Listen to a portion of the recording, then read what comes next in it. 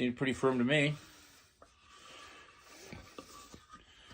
Slap a bit of glue on there before I do it.